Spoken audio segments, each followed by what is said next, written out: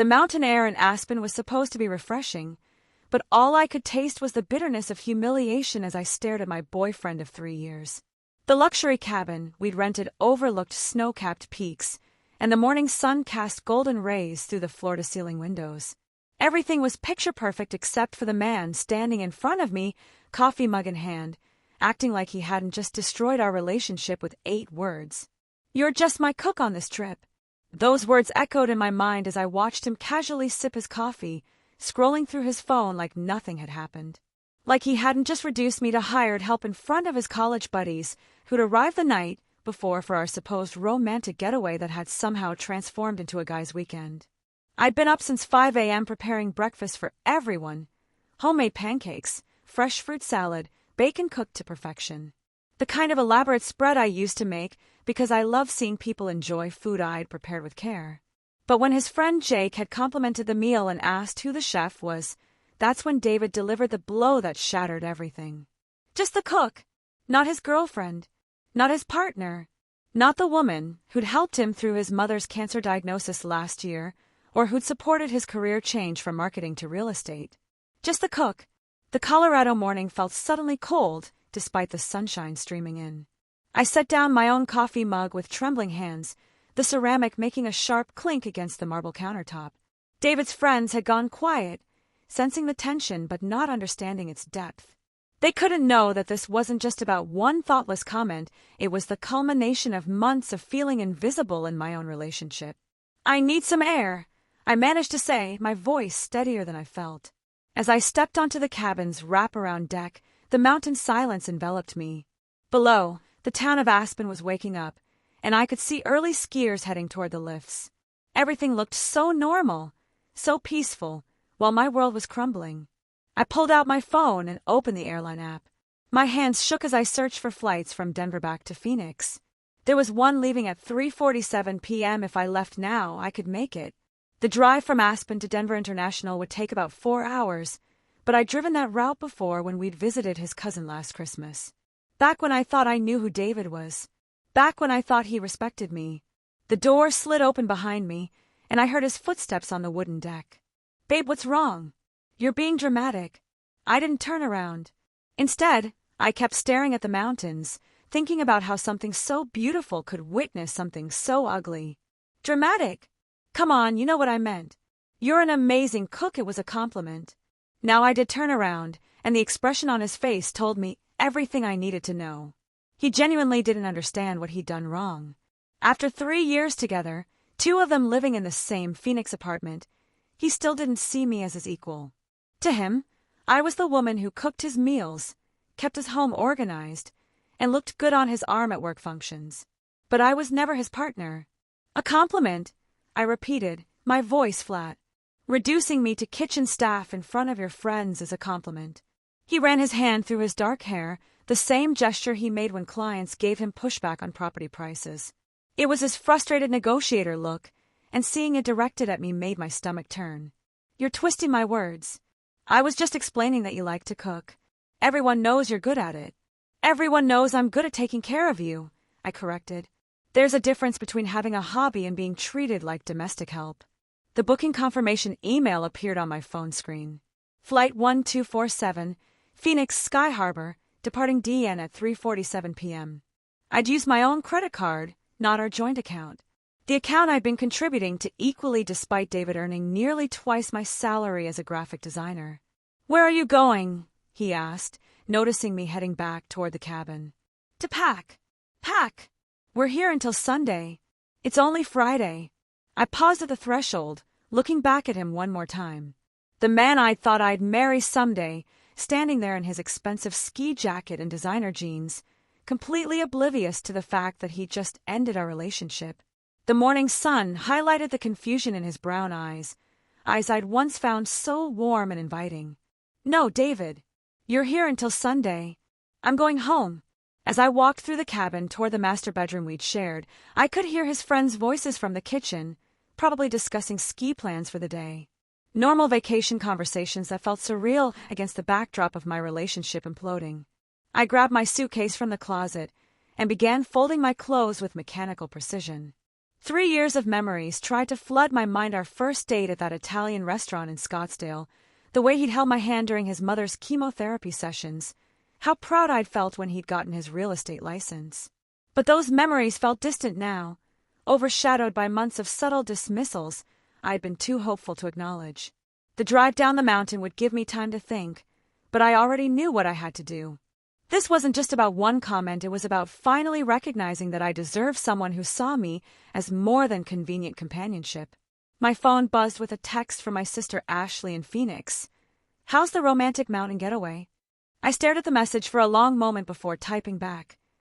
"Coming home early. Can you meet me at the airport tonight? I'll explain everything."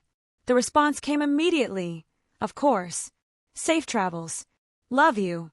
That's what support looked like. That's what I'd been missing. As I zipped up my suitcase, David appeared in the doorway, his confusion now mixed with what looked like genuine concern. "This is insane. You can't just leave because of one comment." I met his eyes directly, feeling calmer than I had in months. "Watch me." The rental car's GPS estimated 4 hours and 12 minutes to Denver International Airport. I had 4 hours and 12 minutes to process 3 years of my life and decide what came next. The mountain roads wound through some of the most beautiful scenery in Colorado, but I barely noticed the aspens with their golden fall leaves or the dramatic rock formations. My mind was too busy replaying every moment that had led to this morning's breaking point.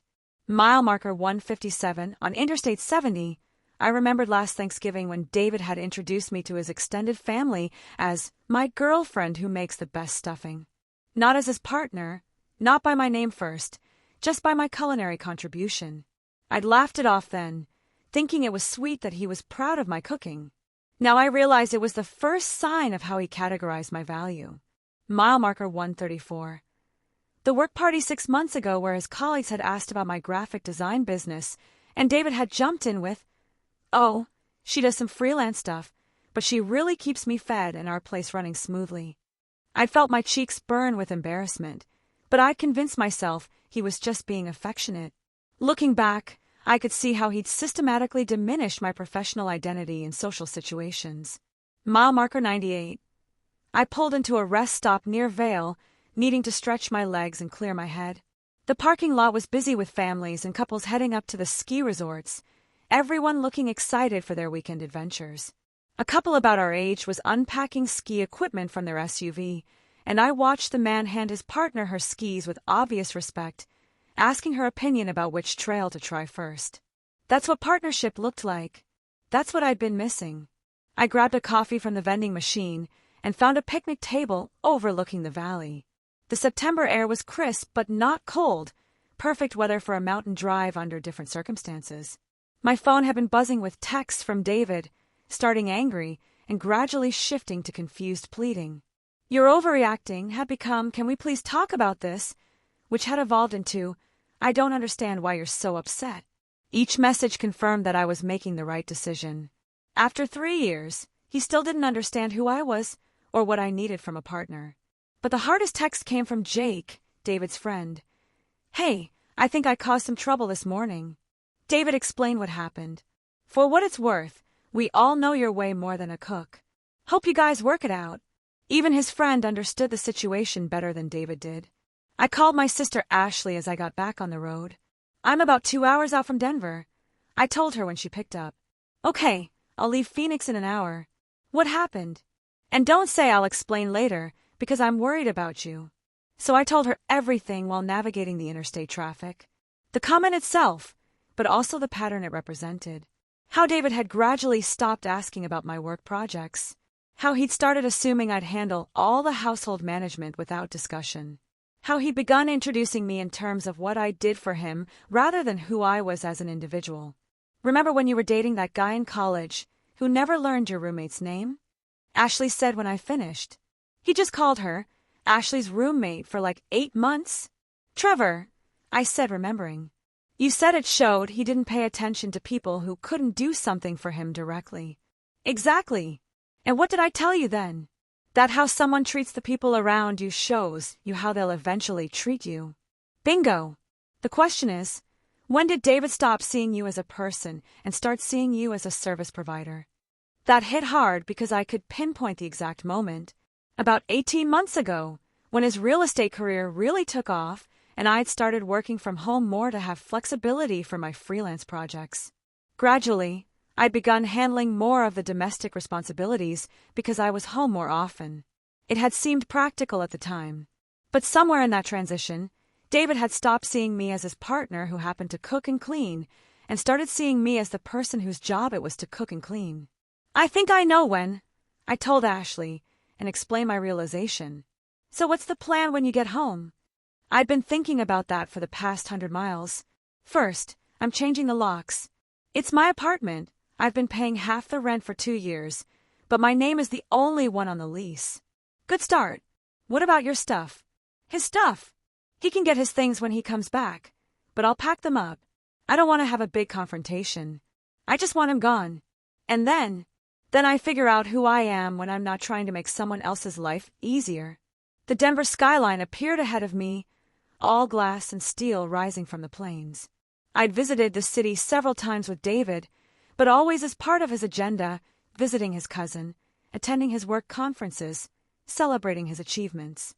This was the first time I'd come here entirely for myself, making a decision based on what I needed rather than what would make someone else happy. The airport parking garage was busier than I'd expected for a Friday afternoon. As I pulled my suitcase from the rental car, I felt a strange mixture of sadness and relief. Sadness for the relationship I'd thought I had, relief for the relationship I was finally admitting I'd never had. My phone rang as I walked toward the terminal. David's name on the screen. I answered on the 4th ring. "Thank God," he said. "Listen, I've been thinking about what happened this morning, and I think I understand why you're upset." "Do you?" "Yeah, and I'm sorry. I should have introduced you properly to the guys. I was just trying to explain why the breakfast was so good, but I can see how that came across wrong." He still didn't get it. Even after hours to think about it, he still thought this was about social etiquette rather than fundamental respect. "David, this isn't about introductions. This is about how you see me. I see you as the most important person in my life. No, you see me as the most useful person in your life. There's a difference." The silence stretched between us, filled with the ambient noise of the airport terminal around me. "I don't understand," he finally said. "I know," I replied. "That's the problem." I hung up and turned off my phone. Whatever conversation we needed to have could wait until I was on my own ground, in my own space, with my own locks changed and my own life reclaimed. The flight to Phoenix was only 2 hours, but it felt like crossing between 2 different versions of myself. The woman who had driven down from Aspen was still partially defined by her relationship, still partially willing to make excuses for David's behavior. The woman who would land in Phoenix was ready to remember who she'd been before she'd started shrinking herself to fit someone else's expectations. Ashley was waiting at baggage claim with coffee and the kind of fierce protective energy only younger sisters possess. She took one look at my face and pulled me into a hug that lasted long enough for me to finally let my guard down. "Okay," she said when we broke apart. "Locksmith first, then we'll figure out the rest." The drive through Phoenix at sunset painted the desert landscape in brilliant oranges and purples. I'd moved to Arizona 5 years ago for a job at a marketing firm, and I'd fallen in love with the way the mountains ringed the valley like protective guardians. David had moved in with me 2 years later, gradually filling my space with his things, his routines, his priorities. Looking at the familiar skyline now, I felt like I was seeing my city again for the first time in years. "I called Miguel," Ashley said, referring to her contractor friend. "He can have a locksmith at your place in an hour. And before you argue about the cost, this is my treat. Consider it a liberation gift." My apartment complex in Tempe was quiet on Friday evening, most residents either out for dinner or settled in for the night. As we climbed the stairs to my second-floor unit, I noticed details I'd stopped seeing. The way the exterior lighting cast interesting shadows on the stucco walls, the small garden the property management had installed near the pool, the mountain views from the walkway. When had I stopped appreciating the space I'd chosen for myself? The locksmith, an efficient woman named Carmen, had the job done in 30 minutes. The sound of the new keys clicking in the fresh locks was surprisingly satisfying. "You want me to stay tonight?" Ashley asked as Carmen packed up her tools. "No, I think I need to be alone with all this." After Ashley left, I walked through the apartment really looking at it for the first time in months. David's presence was everywhere. His expensive coffee maker dominating the kitchen counter, his workout equipment in the corner of the living room, his collection of real estate development books filling half my bookshelf. But underneath his layer of occupancy, I could still see traces of who I'd been before. My art supplies, pushed to the back of the closet to make room for his ski equipment. The easel I'd used for weekend painting sessions, now serving as a rack for his suits. The dining table where I used to spread out freelance projects, permanently cleared to accommodate his laptop and work papers. I started with the books. My photography collection, my design references, my novels, they've been gradually displaced to make room for his professional library. As I reclaimed shelf space, I rediscovered volumes I'd forgotten I owned. A book on Southwest landscape photography that had inspired my move to Arizona. A collection of essays about women in creative fields that I'd highlighted extensively but hadn't referenced in years. By 10 p.m., I had 3 boxes packed with David's belongings and my living room was starting to look like my space again.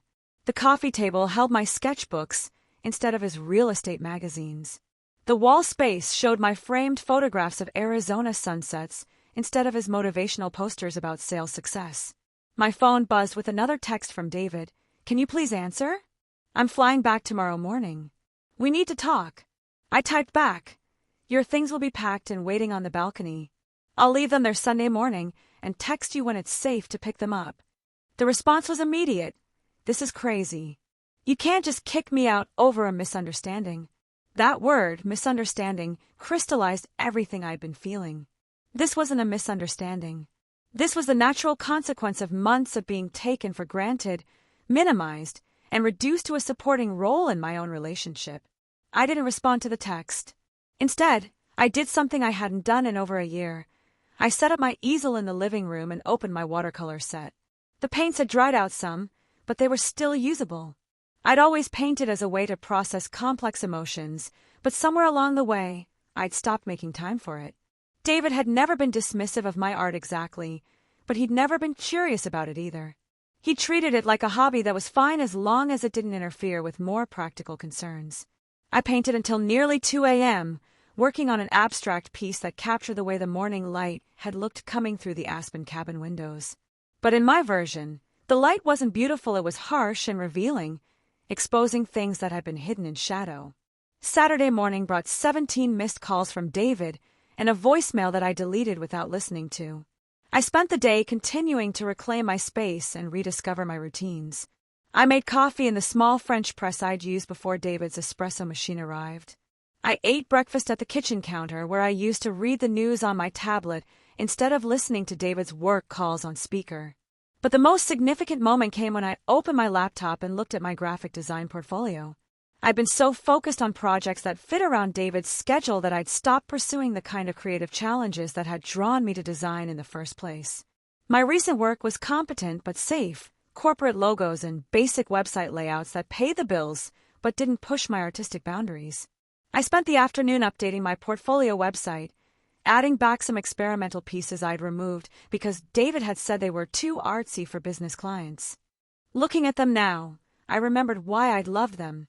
They represented risks, creative leaps, the kind of bold thinking that had gotten me excited about design in the first place. By evening, I'd submitted applications to 3 design studios that specialized in the kind of innovative work I wanted to do. Projects for arts organizations, environmental nonprofits, small businesses with unique visions. The kind of clients who valued creativity over playing it safe. Sunday morning, I packed the last of David's belongings and arranged them neatly on the balcony. His ski equipment, his expensive suits, his collection of self-help books about maximizing productivity. Looking at all his possessions grouped together, I was struck by how little of it reflected any interest in shared experiences or mutual growth. Everything was about individual achievement, personal advancement, optimizing his own success. I texted him at 9 a.m. "Your things are on the balcony. Please collect them today, and leave your keys in the mailbox when you're done." Then I turned off my phone and went for a hike in South Mountain Park, something I'd loved doing when I first moved to Phoenix, but had stopped when David complained that hiking was boring and took up too much weekend time. The desert was beautiful in the morning light, all purple shadows and golden rock formations. I'd forgotten how peaceful it felt to move through landscape at my own pace, stopping to photograph interesting cacti or unusual cloud formations. For 3 years, I'd experienced nature primarily through David's lens. Was it good for skiing? Was it convenient for his schedule? Would it photograph well for his social media presence focused on his real estate brand? When I got home that afternoon, the balcony was empty, and there were 2 keys in my mailbox. No note, no attempt at explanation. Just the practical conclusion of a relationship that had become entirely practical. I felt lighter than I had in years. 3 weeks later, I was sitting in the lobby of Mosaic Design Studio in downtown Phoenix, waiting for what I hoped would be the most important job interview of my career. Through the floor-to-ceiling windows, I could see the city's skyline against the desert mountains, and I felt that familiar surge of appreciation for the landscape I'd chosen as home.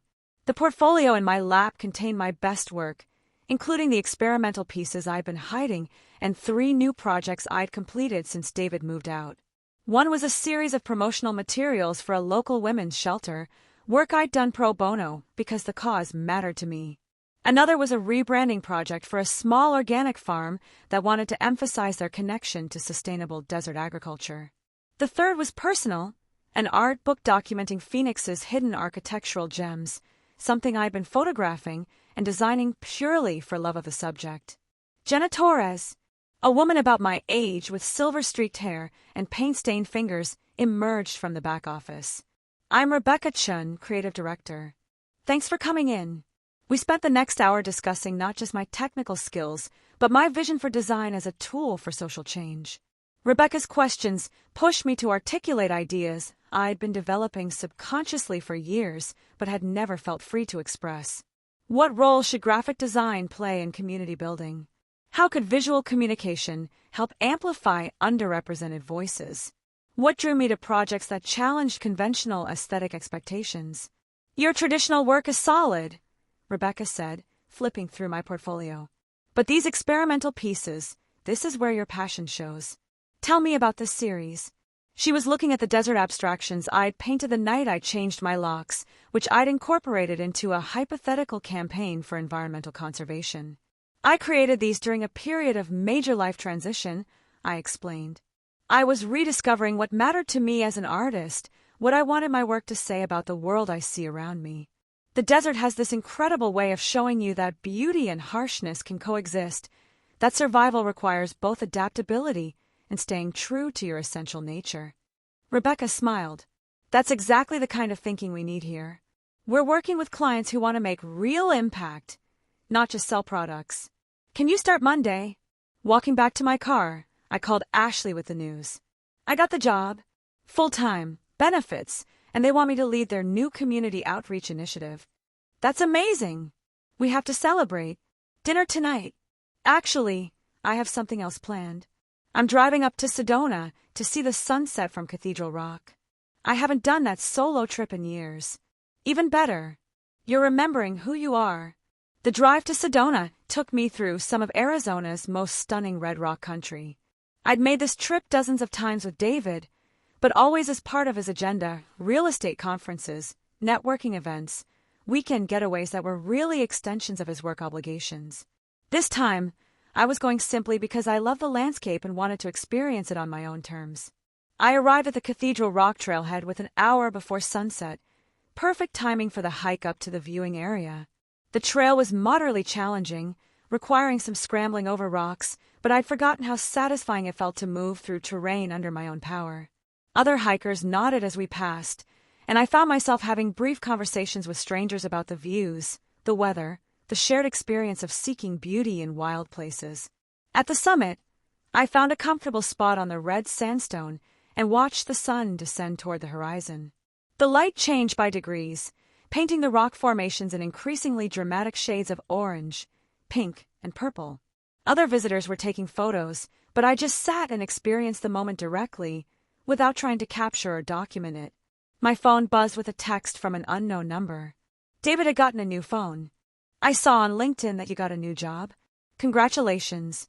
I hope we can talk soon about what happened between us. I read the message twice, then turned off my phone without responding. There was nothing left to say. He still didn't understand that this hadn't been about one comment or one argument.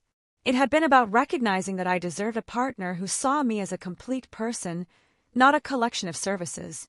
As the sun touched the horizon, I thought about the conversation I'd had with Rebecca about desert survival. Plants that thrived in harsh conditions did, so not by becoming something else, but by developing their essential characteristics more fully. Cacti became more efficient at water storage. Desert wildflowers became more vibrant to attract pollinators across vast distances. They succeeded by becoming more themselves, not less. I'd spent 3 years trying to fit into David's vision of who I should be, the girlfriend who made his life run smoothly, who supported his ambitions without developing her own, who provided domestic comfort while requiring minimal emotional investment in return. But that version of me had been sustainable only as long as I was willing to shrink. The sunset reached its peak intensity, the entire sky exploding in colors that no photograph could capture. Around me, other hikers fell silent, all of us temporarily overwhelmed by the natural spectacle. This was what I'd been missing, moments of pure experience, unfiltered by someone else's priorities or schedule. During the hike down in gathering twilight, I used my phone's flashlight to navigate the trickier sections of trail. The practical skills I developed over years of outdoor exploration came back immediately. I'd forgotten that I was competent in the wilderness, capable of taking care of myself in challenging terrain. Living with David, I'd gradually allowed him to take charge of all planning and decision-making, even for activities where I had more experience. Back at my car, I sat for a few minutes before starting the drive home, thinking about the job I'd start Monday and the projects I wanted to pursue. Working with Rebecca's team, I'd have the opportunity to use design as a tool for community engagement, environmental advocacy, social justice. The kind of purpose-driven work that had drawn me to graphic design originally, but that I'd gradually abandoned in favor of safer, more conventional projects. My phone showed 3 more texts from David's new number, but I didn't read them. Whatever he needed to say about our relationship belonged to the past. I was focused on the future I was building for myself. The drive back to Phoenix took me through desert landscapes illuminated by stars and a crescent moon. I'd made this journey countless times, but tonight it felt differente, like I was traveling toward something new rather than returning to something familiar. My apartment would still be my space, arranged according to my preferences, decorated with my art, organized around my routines. For the first time in 3 years, I was exactly where I wanted to be, doing exactly what I wanted to do, with no need to justify my choices to anyone else. I was no longer someone's cook, someone's domestic support system, someone's convenient companion. I was simply myself, complete and autonomous, ready to build a life that reflected my actual values and aspirations. As the lights of Phoenix appeared ahead, I felt profound gratitude for the moment in that aspen cabin when David had revealed exactly how he saw me. His words had been meant to diminish, but they'd actually liberated. Sometimes the most painful truths create the space for the most necessary changes. I was finally home, not just in geographic terms, but in the deeper sense of returning to myself after a long detour. The woman who had driven down from the mountains 3 weeks ago had been seeking escape. The woman driving through the desert tonight was heading toward everything she was meant to become.